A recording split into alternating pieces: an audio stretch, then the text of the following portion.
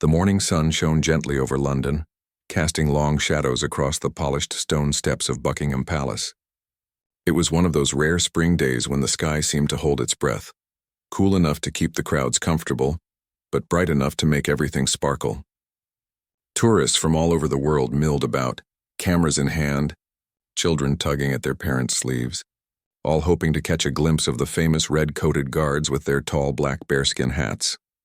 Among them stood a young man in full ceremonial uniform, crisp red tunic, gleaming buttons, white gloves, and that unmistakable bearskin hat perched perfectly on his head. He stood perfectly still, eyes fixed straight ahead, rifle held upright against his shoulder. Not a muscle moved, not a blink out of place. To the onlookers, he seemed like a statue, part of the palace itself. But beneath the uniform was a real person, someone who'd trained for years, who'd served in difficult places far from home, and who now carried the weight of tradition on his shoulders with quiet pride. He'd been on duty since dawn. His feet ached. His neck itched under the heavy hat. But none of that showed. Discipline wasn't just part of the job, it was part of who he was. He'd learned long ago that standing guard wasn't just about looking impressive. It was about representing something bigger than yourself. Duty, honor, and the quiet strength of service. The crowd around him buzzed with excitement. A little girl in a bright yellow raincoat pointed at him and whispered loudly to her mother, "Is he real?" Her mother smiled and nodded. "Yes, sweetheart. He's very real." A group of teenagers took selfies, making silly faces behind him, not realizing, or perhaps not caring, that he was on active duty, not a prop. Most people watched with respect. Some clapped softly when the changing of the guard ceremony began nearby. Everything felt normal, peaceful even. Then, without warning, the mood shifted. A man pushed his way through the front of the crowd. He wasn't shouting at first, just muttering under his breath, his face red, eyes darting around like he was looking for someone to blame. He wore a worn-out jacket and scuffed boots, and his hair was messy as if he hadn't slept. People instinctively stepped back, giving him space. Something about him felt off. He stopped just a few feet from the guard. For a moment, he just stared. Then his lips curled into a sneer. Without saying a word, he leaned forward and spat, right onto the guard's face. The sound was small, almost lost in the morning air, but the act was so shocking that the entire area seemed to freeze. A wet streak ran down the guard's cheek, glistening in the sunlight. Gasps rippled through the crowd. A woman covered her mouth. A man stepped forward as if to intervene, then hesitated, but the guard didn't move, not a flinch, not a blink. Not even a shift in his breathing. He kept his eyes locked straight ahead, jaw set, posture rigid. It was as if the spit hadn't happened, as if the insult had vanished the moment it left the man's mouth. That stillness in the face of such a raw and ugly act was more powerful than any reaction could have been. The man who'd done it seemed to expect a response. Anger, maybe, or a shout. When none came, his face twisted in frustration. "You hear me?" he barked, voice cracking. "You don't belong here." This time the words were loud enough for everyone to hear, and they carried a clear, hateful message. That's when the crowd erupted. "Get him out of here," someone yelled. "That's disgusting," shouted another. A teenager pulled out his phone and started recording, hands shaking. Within seconds, 2 palace security officers appeared, moving quickly but calmly. They didn't shove or yell. They simply stepped between the man and the guard, placing firm hands on his shoulders. "You need to come with us, sir," one said in a low, steady voice. The man resisted at first, twisting and shouting, "I've got rights." "I didn't do nothing." But the officers held firm, guiding him away from the line of guards and toward a side gate. The crowd parted for them, some people booing, others just watching in stunned silence. Through it all, the guard remained motionless. Only when the man was completely out of sight did the guard finally, almost imperceptibly, swallow. His throat moved once. That was it. No anger, no shame. Just the quiet act of holding himself together while the world around him spun into chaos. Back in the guardhouse a few minutes later, an officer handed him a clean cloth. He wiped his face without a word. His fellow guards didn't say much either. They didn't need to. A look, a nod, that was enough. They all knew what it meant to wear that uniform. To stand in that spot, to be judged not just by your actions, But by your silence, meanwhile, the video was already spreading. Someone had posted the clip online with the caption, "This man spat on a royal guard. Watch how the guard reacts." Within minutes, it had hundreds of views. Then thousands. People were stunned, not just by the cruelty of the act, but by the guard's composure. Comments flooded in. "That takes real strength. He didn't even blink." Imagine having that kind of discipline. News crews began arriving at the palace gates. Reporters spoke into microphones describing the incident with hushed voices, as if they were reporting a crime scene, which, in a way, they were. Social media lit up with outrage. Hashtags began trending. People shared stories of their own experiences with racism, or times they'd seen someone stand up or stand still in the face of hate. But back at the palace, life went on as if nothing had happened. The guards changed shifts. The band played. Tourists kept taking photos. And the young man who'd been spat on returned to his post an hour later. Clean uniform, dry face, same steady gaze. He didn't do it for praise.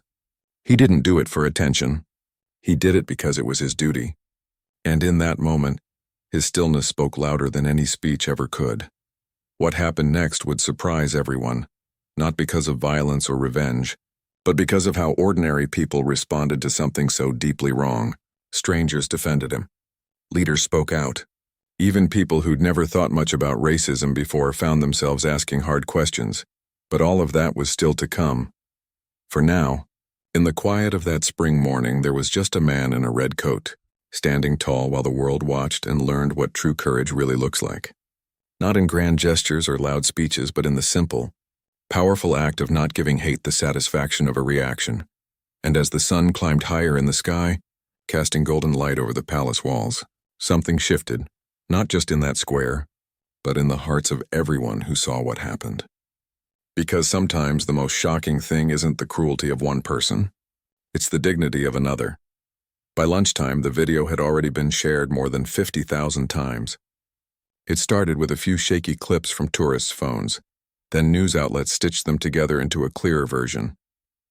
The footage wasn't graphic, just a man stepping forward, spitting and walking away. But the cruelty in the act and the guard's total stillness hit people hard. Within hours, it was everywhere. On morning talk shows, in group chats, on social media feeds, even playing on small screens in coffee shops across the city. Most people couldn't believe it had happened right there, in broad daylight, outside one of the most famous buildings in the world. How could someone do that? A woman asked her friend as they walked past a newsstand with the story splashed across the front page. And how did that guard just stand there like nothing happened? Her friend shook her head. That's not nothing. That's everything. Online, the reaction was swift and fierce. People from all over the country and the world poured out their anger, sadness, and admiration. One comment read, "He didn't move because he knew his job was bigger than that man's hate." Another said, "I cried watching this. That guard represents all of us who've been told we don't belong." Teachers shared the clip in classrooms, not to shame, but to start conversations about respect, racism, and what it means to serve others quietly and without fanfare. The police released a statement by early afternoon. They confirmed the man had been arrested and was in custody. They also confirmed the attack was being treated as a racially aggravated public order offense, a serious charge in the UK, carrying heavier penalties because of the hate element. Investigators were reviewing dozens of videos and speaking to witnesses. Already they'd identified the man through security cameras and tips from the public. He hadn't tried to hide. In fact, he'd shouted his name as officers led him away. Meanwhile, the Ministry of Defense issued a short but powerful message. The conduct of our service personnel reflects the highest standards of discipline and dignity. We stand fully behind the individual targeted in this unprovoked and unacceptable act. It wasn't flashy. It didn't name anyone, but it sent a clear signal. This wasn't just an attack on one person. It was an attack on the values the armed forces are meant to uphold. Back at the barracks, things were quieter. The guard who'd been targeted wasn't giving interviews. Protocol forbade it, and honestly, he didn't want to. He'd spoken briefly with his commanding officer, who made sure he was okay, physically and mentally. "You did exactly what you were trained to do," the officer told him. No one expects you to be a statue forever. If you need to talk, we're here." The guard nodded. He appreciated the offer, but for now he just wanted to rest, process, and return to duty when the time came. His fellow guards treated him the same as always. No pity, no hero worship, just quiet respect. One of them left a cup of tea on his bunk. Another gave him a light clap on the shoulder as they passed in the hallway. That was their way of saying, "We've got your back." But outside the military bubble, the story kept growing. By evening, major news networks were running special segments. Experts were brought on to explain the legal process for hate crimes in the UK. Community leaders spoke about the rise in racially motivated incidents in recent years, and how this one felt different because it happened in such a visible, symbolic place. "Buckingham Palace isn't just a building," said one activist on live TV. "It's a symbol of the nation. And when someone attacks a guard there, especially in that way, it feels like an attack on the idea that everyone belongs in this country." Even people who rarely paid attention to politics or social issues found themselves thinking about it. A bus driver in Manchester told his passengers, "Saw that video this morning, made me ashamed and proud, all at once." A teenager in Glasgow posted a drawing of the guard standing tall, with the words "Silence can be strong" underneath. It went viral. What surprised many was how unified the public response was. There were no loud voices defending the attacker, no both sides arguments. Even usual online trolls stayed quiet, as if they sensed this wasn't the time for jokes or excuses. Instead, people shared stories of being spat on, called names, told to go back to places they'd never been. Others shared stories of strangers stepping in to help, of small acts of kindness that made all the difference. The incident became a mirror, reflecting both the worst and best of human behavior. Schools began using the moment as a teaching opportunity. In one primary classroom, a teacher asked her students, "What would you do if you saw someone being treated unfairly?" Hands shot up. "I'd tell a grown-up. I'd stand next to them. I'd say, 'That's not okay.'" The teacher smiled. Sometimes the bravest thing isn't to shout back. Sometimes it's to stay calm, stay kind, and trust that good people will notice. And they had noticed. By the next morning, flowers and handwritten notes began appearing near the palace gates. Not a huge pile, just a few bouquets, some cards taped to the fence. One note read, "Thank you for your strength." Another, "We see you. We stand with you." Palace staff didn't remove them. They let them stay, fluttering gently in the breeze, a quiet counterpoint to the ugliness of the day before. The man who'd done it, meanwhile, sat in a cell. His family had been contacted, his neighbors were stunned. He kept to himself, one said to a reporter. Never seemed violent, just angry a lot. Police found troubling posts on his social media, rants about immigrants, conspiracy theories, bitter complaints about losing his country. But nothing that predicted this kind of public outburst. Friends said he'd lost his job last year, drifted away from old circles, and seemed increasingly isolated. That didn't excuse what he'd done, but it helped explain how hate can fester in silence. Still, no one was making excuses, not even his own family, who released a brief statement saying they were deeply ashamed and saddened by his actions. They asked for privacy, but also expressed hope that he'd get help. As the days passed, the story didn't fade. Instead, it deepened. People started asking bigger questions. Why does racism still happen in 2024? How do we protect those who serve us? What can ordinary people do when they witness hate? And then, something unexpected happened. A group of school children from a town 2 hours outside London wrote letters, not to the attacker but to the guard. Their teacher had shown them the video without the spit, just the aftermath, and talked about courage. The kids aged 9 and 10 wrote simple, heartfelt notes. "You are a hero. I want to be brave like you. My granddad was in the army too. He says you did good." The letters were sent to the Ministry of Defense, who, after checking protocol, passed them along. When the guard read them, he finally let himself feel something he'd been holding back: pride. Not for himself, but for the fact that his silence had meant something to others. that it had sparked kindness, not just anger. By the end of the week, the incident had done something rare.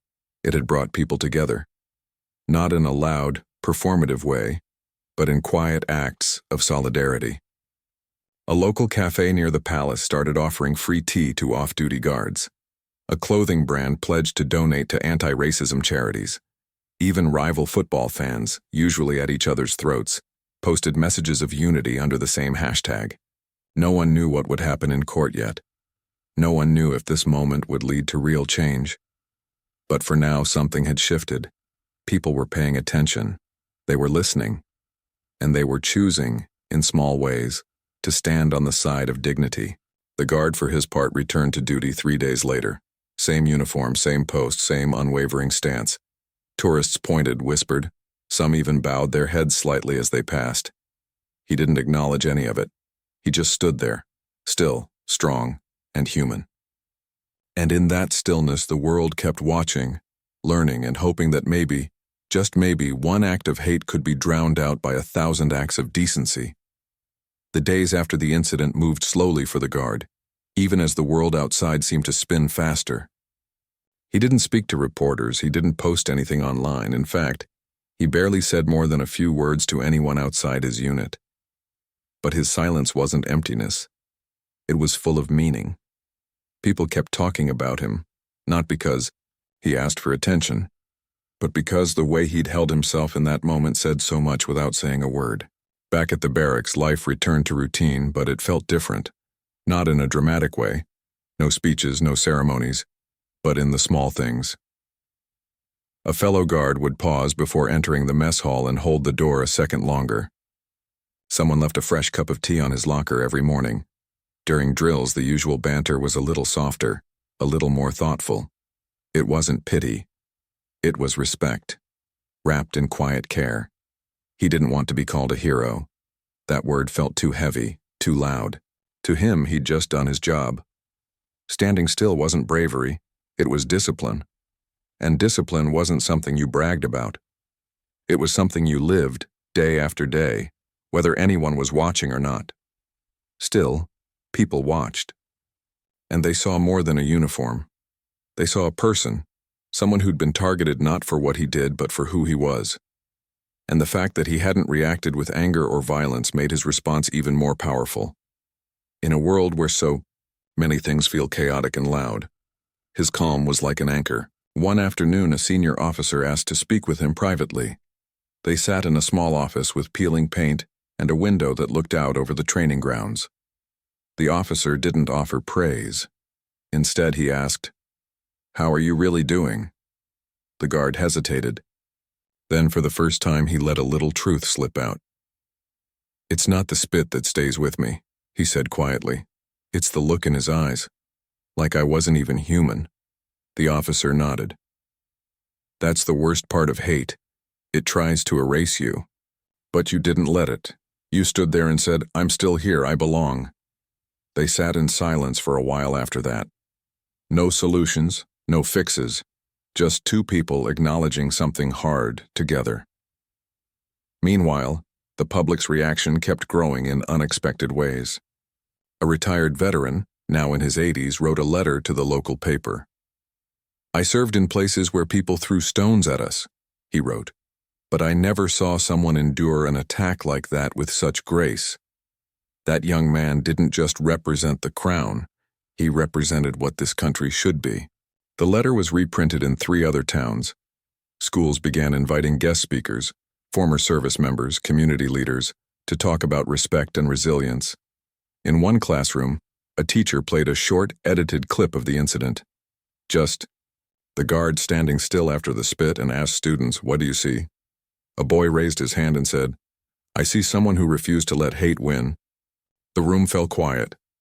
Even the kids who usually joked around sat up straighter. Online, the conversation shifted from outrage to reflection. People shared stories of their own, times they'd been made to feel unwelcome or times they'd stayed silent when they should have spoken up. Others wrote about moments they'd chosen kindness instead of anger, and how it changed everything. The guard's stillness became a symbol, not of passivity, but of strength that doesn't need to shout. Even members of the royal family took notice. Though they rarely comment on individual incidents, a quiet message made its way through official channels. His conduct reflects the very best of British service. It wasn't a public statement, but it meant a great deal behind the scenes. More importantly, support poured in from within the armed forces.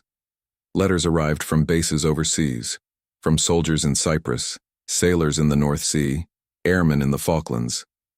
"We've got your back," one read. "You made us all proud." But the most touching moments were the quietest. One rainy Tuesday, an elderly woman stood near the palace gates for nearly an hour, holding a single white rose. When a guard changed shift and walked past, she gently placed the rose on the stone step where the incident had happened. She didn't say a word, just nodded, turned and walked away.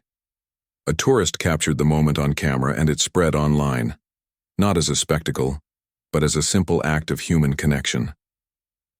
Another time, a group of teenagers, maybe 15 or 16, gathered near the guard post. At first, palace security watched them closely, wary of another scene. But then one of them stepped forward and laid down a handmade card. Inside it read, "We're sorry someone treated you like that. You deserve respect." They didn't linger. They just left it and walked off, shoulders hunched against the wind but heads held high. These small gestures didn't fix everything. Racism didn't vanish overnight. Hate still existed in corners of the internet, in whispered comments, in policies that favored some over others.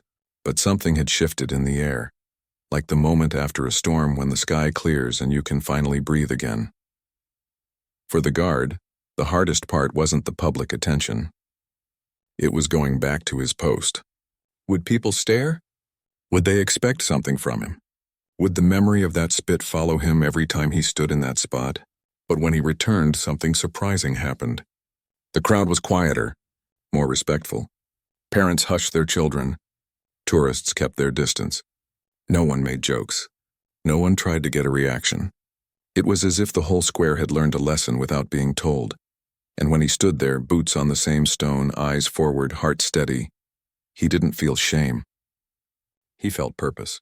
Because now more than ever, his presence mattered, not as a symbol, but as a real person showing up day after day, doing his duty with dignity behind the scenes. The army quietly arranged for him to speak with a counselor, not because they thought he was broken, but because they knew even the strongest people carry weight. He went. Not because he wanted to talk about the incident, but because he wanted to understand how to keep moving forward without letting bitterness take root. "What helps you stay calm under pressure?" the counselor asked during one session. "Knowing why I'm there," he replied. "It's not about me. It's about the people who came before me, the ones who fought to be allowed in this uniform, and the ones who'll come after. If I lose my composure, I'm not just failing myself, I'm failing them." That quiet sense of legacy carried him through. Weeks passed. The news cycle moved on to other stories, elections, weather, celebrity gossip. But the memory of that morning stayed with many. Teachers still used it in lessons. Community centers held discussions. Even pubs had quieter conversations over pints. "Remember that guard? Man, he had real strength." And the guard? He kept serving. Same hours, same drills, same unwavering stance. But now, when children pointed at him, their parents didn't just say, "Look, it's a soldier." They said, "Look, he's someone who chose kindness over anger." No medals were announced. No grand ceremonies. But in the hearts of those who witnessed it, his actions had already been honored. Because sometimes, the most powerful thing a person can do is stand still and let their humanity speak for itself. The courtroom was smaller than most people expected. No grand columns or echoing halls, just pale walls, wooden benches, and a quiet hum of fluorescent lights. It was a regular weekday morning in a local magistrate's court, the kind of place where parking tickets and minor disputes usually played out. But today every seat was filled. Reporters sat in the back, notebooks open. A few off-duty guards stood near the door, arms crossed, faces unreadable. And in the front row, a handful of ordinary citizens, people who'd seen the video, read the news, and simply wanted to see justice done. The man who'd spat on the guard sat in the defendant's chair, wearing a plain shirt and trousers, his hands clasped tightly in his lap. He looked smaller than he had that morning outside the palace, less angry, more tired. His lawyer had advised him to stay quiet to show remorse, but his eyes kept darting around the room like he was searching for an exit that didn't exist. The prosecutor stood and laid out the facts clearly, without drama. Security footage, witness statements, the video that had circled the globe. She explained how UK law treats racially aggravated offenses more seriously because they don't just hurt one person. They spread fear and division through entire communities. This wasn't a moment of frustration, she said calmly. It was a deliberate act of hatred, carried out in full view of the public against someone serving his country. Then came the witnesses. A tourist who'd been holding her daughter's hand described how the crowd had fallen silent, how her child had asked, "Why did that man do that?" A palace security officer recounted how the guard hadn't moved, hadn't spoken, hadn't even wiped his face until he was back inside. He carried himself with more dignity in that moment than most people show in a lifetime, the officer said. The guard himself did not appear in court. Military protocol and his own wishes kept him away, but his absence spoke volumes. He wasn't there for revenge. He wasn't there to watch the man squirm. He'd already done his part by standing still when it mattered most. When it was the defense's turn, the lawyer didn't deny what happened. Instead, he painted a picture of a man who'd fallen through the cracks, unemployed, isolated, struggling with mental health, influenced by online hate. He is not a monster, the lawyer said carefully. He is a broken man who made a terrible public mistake. He asked the court for leniency, for a chance at rehabilitation rather than punishment. Some in the room shifted uncomfortably. It's hard to balance compassion with accountability. Everyone agreed the man needed help, but did that erase what he'd done? Could understanding his pain excuse the pain he'd caused? Then the judge spoke. She was in her 60s with silver hair pulled back neatly and glasses perched on her nose. She'd read every report, watched the footage, listened to every word. When she addressed the defendant, her voice was firm but not cruel. "You chose to act on hate," she said.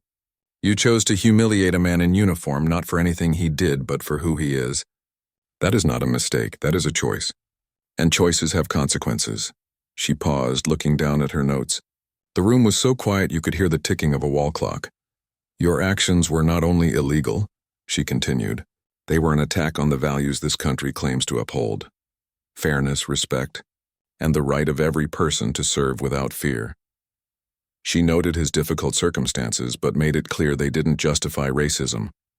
"Society must protect those who protect us," she said, "and it must send a message that hate, in any form, will not be tolerated."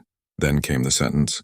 12 months in prison, a 5-year ban from entering central London, especially near royal residences, and mandatory participation in a government-approved program focused on anti-racism education and behavioral change. It wasn't the harshest sentence possible, but it was serious, and it was public. As the bailiff led the man away, he didn't look back. His shoulders slumped, and for the first time, he seemed to understand the weight of what he'd done, not just legally, but morally. Outside the courthouse, reporters rushed to file their stories. "Judge sends strong message on hate crime," read one headline before the day was even over. Social media lit up again, not with anger this time, but with relief. "Finally, someone held accountable," one post read. Another said, "Justice isn't always loud. Sometimes it's just fair." But the real impact wasn't in the headlines. It was in the conversations happening in homes, schools, and workplaces across the country.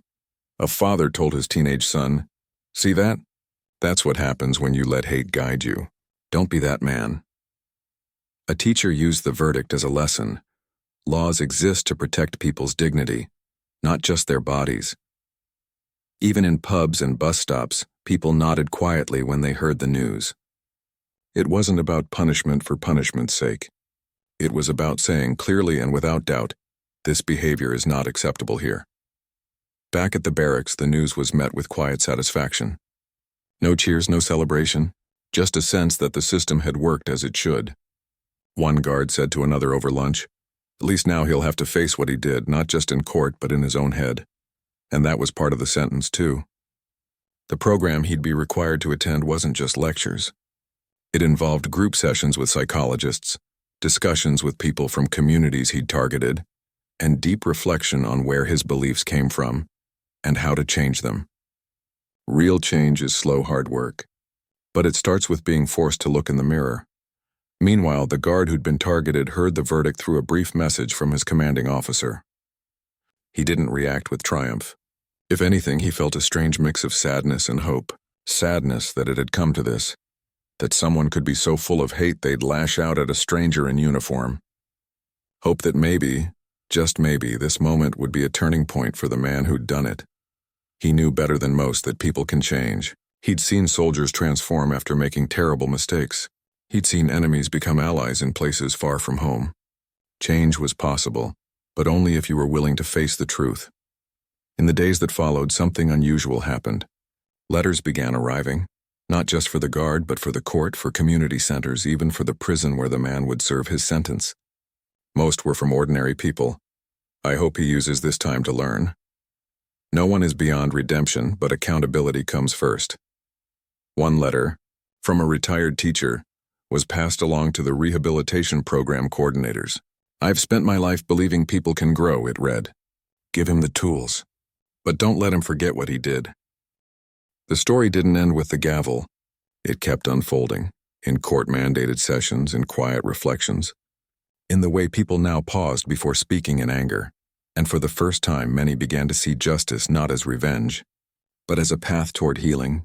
For the victim, yes, but also, if possible, for the one who caused the harm. Because real justice isn't just about locking someone away, it's about making sure the wound doesn't keep spreading. It's about saying, "This stops here." And on that ordinary morning in a small courtroom, it did. Months passed. The headlines faded. The video stopped trending. Life in London rolled on. Buses rumbled. Tourists snapped photos. Pigeons scattered across palace courtyards like they always had. But something had changed. Not in a loud, obvious way, but in the quiet spaces between people, in how they looked at each other, in the small choices they made when no one was watching. The guard returned to his duties, just as he always had. Same red tunic, same bearskin hat, same steady stance. But now when children pointed at him, their parents often added a few quiet words. "He's someone who showed us what real strength looks like." Tourists still took pictures, but fewer made silly faces behind him. More stood quietly, almost in respect. It wasn't worship, it was recognition. Recognition that dignity, even in silence, can move the world. Behind closed doors, the army honored him in the way it knew best, not with fanfare, but with a quiet award, the Queen's Commendation for Bravery. It wasn't given for charging into battle or saving lives in a crisis. It was given for something rarer, for holding your ground when hate tried to knock you down. He accepted it without ceremony, tucked it away in a drawer, and went back to work the next day. That was the kind of person he was, proud of his service but never of himself. Still, his story kept rippling outward. In schools across the country, teachers began using the moment as a lesson, not just about racism, but about restraint, about how true courage isn't always loud. One head teacher in Birmingham started a Dignity Week, where students discussed what it means to stand up for others without stooping to anger. They wrote essays, made posters, even performed short plays. One group reenacted the scene outside the palace, but ended it with the whole class stepping forward to stand beside the guard. Because no one should face hate alone, a 10-year-old explained afterward. Community centers launched new programs too. A veterans group partnered with youth organizations to host talks where former service members shared stories, not just of war, but of moments when they chose patience over pride. "The hardest battles aren't always fought with weapons," one speaker said. "Sometimes they're fought inside yourself." Even the army took notice. Senior leaders quietly reviewed their own practices around inclusion and support for personnel from minority backgrounds. New training modules were added, not as punishment but as prevention. "We wear the same uniform," one officer told his troops during a briefing. "That means we protect each other, not just from outside threats, but from the poison of prejudice within." But perhaps the most unexpected turn came from the very town where the man who'd spat lived, a group of students from the local secondary school, many of them from immigrant families, some who'd faced their own share of slurs and stares, decided they didn't want their town defined by one man's hate. With their teacher's help, they wrote letters, not angry ones, not shaming ones, just honest human ones. "We're sorry this happened in our community," one read. "We hope you know most of us don't think like that." Another said, "Thank you for not letting his actions make you bitter." "That gives us hope." They addressed them simply, "To the Royal Guard." No name, no title, just a gesture from one group of ordinary people to another. When the letters reached the barracks, they were passed to him personally. He read them late one evening after lights out under the soft glow of a hallway bulb. His eyes stung, not from sadness but from something warmer. These kids didn't owe him anything. They hadn't been there, but they'd chosen to reach out anyway. That more than any medal reminded him why he served. He never wrote back. Protocol and his own quiet nature kept him from it. But he kept the letters, folded them carefully, placed them in the same drawer as his commendation. Meanwhile, the man who'd committed the act was serving his sentence. Reports from the rehabilitation program were cautiously optimistic. He attended every session. He listened, really listened, when people spoke about the pain his words and actions caused. He didn't make excuses anymore. In one group discussion, he admitted, "I thought I was standing up for something, but really I was just lashing out because I felt powerless. It wasn't a magic fix. Healing takes time." But it was a start, and that's what this whole story became, not an ending, but a beginning. People began noticing other things too. More black and brown faces in recruitment ads for the armed forces, more diverse representation in ceremonial units. Not because of one incident, but because that incident had opened a door people had been too polite or too afraid to knock on before. Even Buckingham Palace seemed to shift, ever so slightly. During the next changing of the guard, a senior royal made a point of walking past the line of guards and pausing, just for a second, near the post where it had happened. No words were spoken, but the nod was clear, seen, valued, remembered. Back in the city, life went on. But the air felt different, lighter somehow. Not because racism had vanished, but because people had seen what happens when good people refuse to look away, when a guard stands still, when strangers send letters, when a judge speaks truth, when kids choose kindness over silence. One rainy afternoon, a woman stood near the palace gates holding an umbrella. She wasn't a tourist. She was a nurse who'd worked through the worst days of the pandemic, exhausted and unseen for months. She'd watched the video that morning months ago and cried, not out of sadness, but because someone had held their ground when everything in the world felt like it was falling apart. Now she just wanted to say thank you. So she left a small note tucked under a stone. "Your stillness gave me strength when I needed it most." No one saw her do it. No cameras caught it, but it happened. And that's the thing about real change. It's rarely in the spotlight. It's in the quiet moments, the letters, the nods, the choices to be better, even when no one's watching.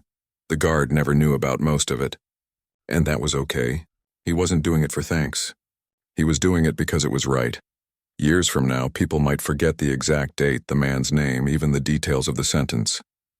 But they'll remember how it felt to see someone stand tall in the face of hate, and how that one moment reminded a whole country that dignity is a kind of power too.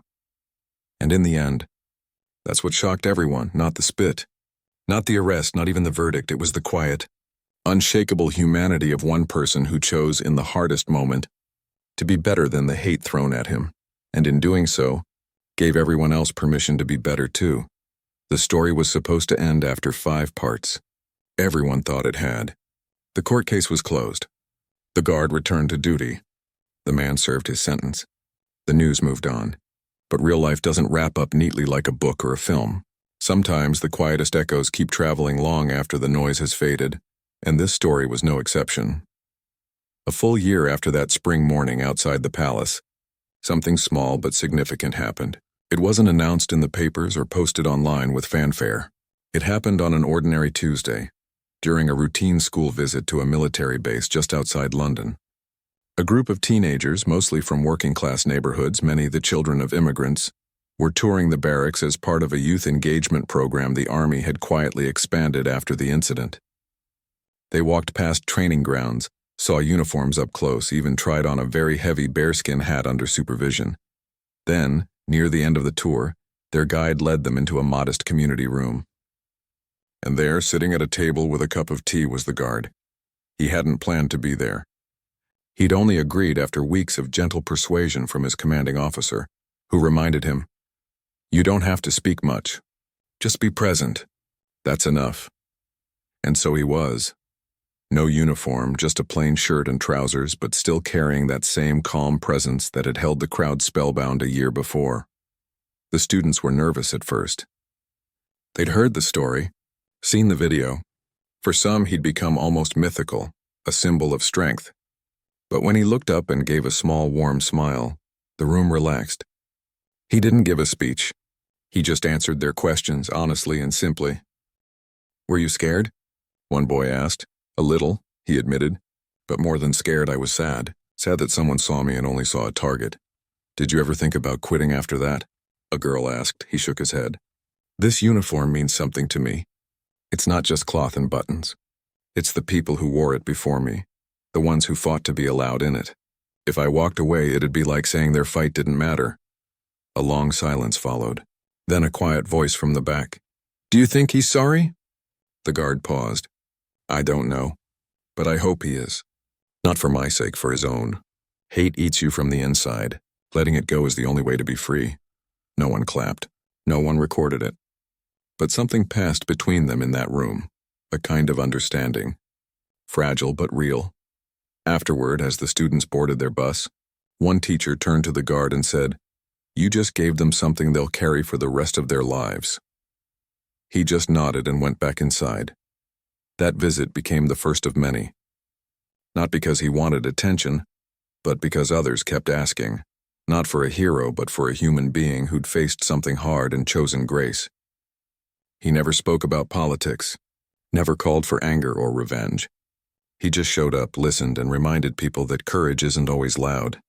Meanwhile, the man who'd spat had been released early for good behavior, 6 months into his sentence. He wasn't celebrated. No one welcomed him back with open arms. But he was trying. He'd completed the anti-racism program, started volunteering at a local food bank, kept to himself mostly. His family said he rarely spoke about what happened, but he'd stopped scrolling through angry online forums. He'd even deleted his old accounts. One day he walked past a newsstand and saw a magazine with a photo of the guard on the cover, part of a feature on everyday courage. He didn't buy it.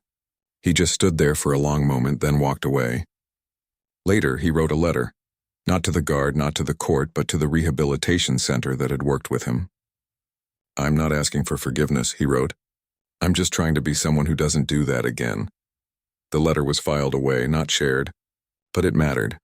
Back in the city, the ripple effects kept growing in unexpected ways. A local theater group created a short play based on the incident, not dramatizing the spit, but focusing on the aftermath, the guard's silence, the crowd's reaction, the letters from children. They performed it in schools and community centers, always followed by a discussion. "We wanted to show that change starts with how we respond," the director said. "Not with shouting, but with choosing who we want to be." Even the tourism industry took note. Guided tours near Buckingham Palace began including a quiet moment of reflection when passing the guard posts. "This is where something important happened," guides would say gently. "Not a battle, not a speech, but a choice. And choices shape history too." Perhaps the most touching development came from an unlikely place, a small primary school in the north of England. Their head teacher had been so moved by the story that she started a kindness postbox in the hallway. Every week, students could drop in anonymous notes saying something kind about a classmate or about someone in the community they admired. One week, nearly every note mentioned the guard. He didn't fight back, and that made him strong. "I want to be calm like him when someone is mean." The school framed a few and sent them to the Ministry of Defense. They never got a reply, but they didn't expect one. They just wanted to send light into the world, and then, on the 1-year anniversary of the incident, something beautiful happened without anyone planning it. Early that morning, people began leaving things at the palace gates again. Not flowers this time, but small tokens. A child's drawing of a guard with a rainbow behind him. A handwritten poem titled "Stillness is Strength." A single white rose tied with a blue ribbon. By midday, there was a quiet pile of notes, art, and trinkets, left not out of pity but out of gratitude. Palace staff didn't remove them. They let them stay for the whole day. And when the guard stood his post that afternoon, he saw them. He didn't react, didn't smile. But those who knew him well noticed the slight straightening of his shoulders, the quiet acknowledgement that he'd been seen, not just as a soldier, but as a person. Later, he asked if he could keep one of the drawings. Just one, the one with the rainbow. He took it back to his quarters and pinned it above his bunk, next to his commendation and the letters from the students. Not as a trophy, but as a reminder, because the truth was he hadn't done anything extraordinary. He'd just done his job. But in a world hungry for examples of decency, that was enough. Years later, when new recruits asked him what it meant to serve with honor, he wouldn't talk about medals or parades. He'd say, "It means showing up even when it's hard. It means remembering that how you treat people matters more than how they treat you. And sometimes the bravest thing you can do is stand still and let your humanity speak for itself." The story never really ended. It just kept living. In classrooms, in conversations, in the way people now pause before speaking in anger, in the quiet decision to choose kindness over cruelty. And that more than anything was the real shock. Not the hate that was shown that day, but the goodness that rose to meet it and kept rising long after the cameras were gone.